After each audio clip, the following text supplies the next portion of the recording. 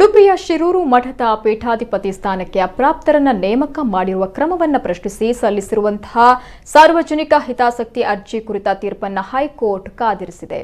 ಶಿರೂರು ಮಠದ ಭಕ್ತ ಸಮಿತಿ ಕಾರ್ಯದರ್ಶಿ ಪಿ ಲಾತವ್ಯ ಆಚಾರ್ಯ ಹಾಗೂ ಇತರೆ 4 ಸಲ್ಲಿಸಿರುವಂತಹ ಪಿಐಎಲ್ ಅರ್ಜಿಯನ್ನ ಹಂಗಾಮಿ ಮುಖ್ಯ ನ್ಯಾಯಮೂರ್ತಿ ಸತೀಶ್ ಚಂದ್ರ ಶರ್ಮಾ ನೇತೃತ್ವದ ವಿಭಾಗೀಯ ಪೀಠ ವಿಚಾರಣೆ ನಡೆಸಿತ್ತು.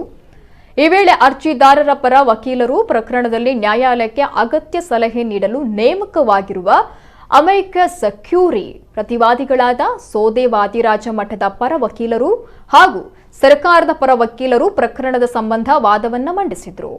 ಬಾಲ ಸನ್ಯಾಸ ಪೀಠಾಧಿಪತಿಯಾಗಿ ಅಪ್ರಾಪ್ತರ ನೇಮಕಾತಿಗೆ ಕಾನೂನಿನ ಅವಕಾಶ, ಅಷ್ಟಮಠಗಳ ಪರಂಪರೆ ಕುರಿತು 4 ಗಂಟೆಗೂ ಹೆಚ್ಚು ಕಾಲ ವಾದ ಪ್ರತಿವಾದ ಆಲಿಸಿದ ಪೀಠ ವಿಚಾರಣೆ ಪೂರ್ಣಗೊಳಿಸಿ ತೀರ್ಪನ್ನ ಕಾಯ್ದಿರಿಸಿತ್ತು.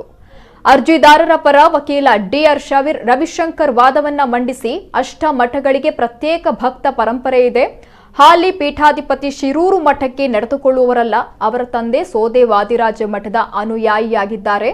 ವಾದಿರಾಜ ಮಠ ಶಿರೂರು ಮಠದ ಪೀಠಾಧಿಪತಿ ನೇಮಕ ಮಾಡಿದೆ. ಮುಖ್ಯವಾಗಿ ಅಪ್ರಾಪ್ತರ ಮೇಲೆ ವೈರಾಗ್ಯ ಹೇರೋದಾಗ್ಲಿ, ಪೀಠಾಧಿಪತಿ ಹೊಣೆ ಹೊರಿಸೋದಾಗ್ಲಿ ಮಾಡಬಾರದು. ಪೀಠಾಧಿಪತಿ ಆಗುವವರಿಗೆ ಆಸ್ತಿ ನಿರ್ವಹಣೆಯ ಹೊಣೆಗಾರಿಕೆ ಇರುತ್ತೆ. ಆದರೆ ಕಾನೂನಿನ ಅಡಿ ಅಪ್ರಾಪ್ತರು ಆಸ್ತಿ ಹೊಣೆಗಾರಿಕೆ ನಿಭಾಯಿಸುವಂತಿಲ್ಲ. ಅಪ್ರಾಪ್ತರ ಪಾಲಕರು ಮಾತ್ರ ಆಸ್ತಿ ನಿರ್ವಹಣೆ ಮಾಡಬಹುದು.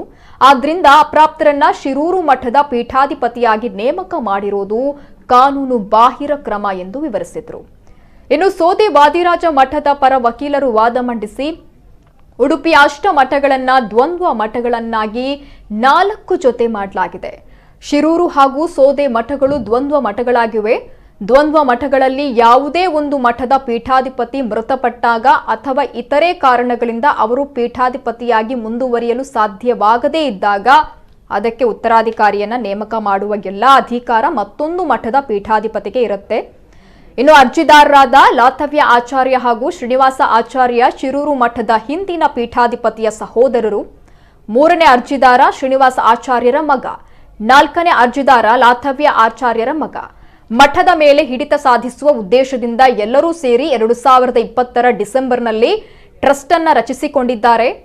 ಲಾತವ್ಯ ಆಚಾರ್ಯ ಅವರ ಮಗನನ್ನ ಮಠಕ್ಕೆ ಪೀಠಾಧಿಪತಿ ಮಾಡಲು ನಿರ್ಧರಿಸಿದ್ರು. ಅದು ಸಾಧ್ಯವಾಗದಿದ್ದಕ್ಕೆ ಈ ಪಿಐಎಲ್ ಸಲ್ಲಿಸಿದ್ದಾರೆ. ಅರ್ಜಿಯಲ್ಲಿ ಯಾವುದೇ ಸಾರ್ವಜನಿಕ ಹಿತಾಸಕ್ತಿ ಅಡಗಿಲ್ಲ ಎಂದು ಆರೋಪವನ್ನ ಮಾಡಿದರು.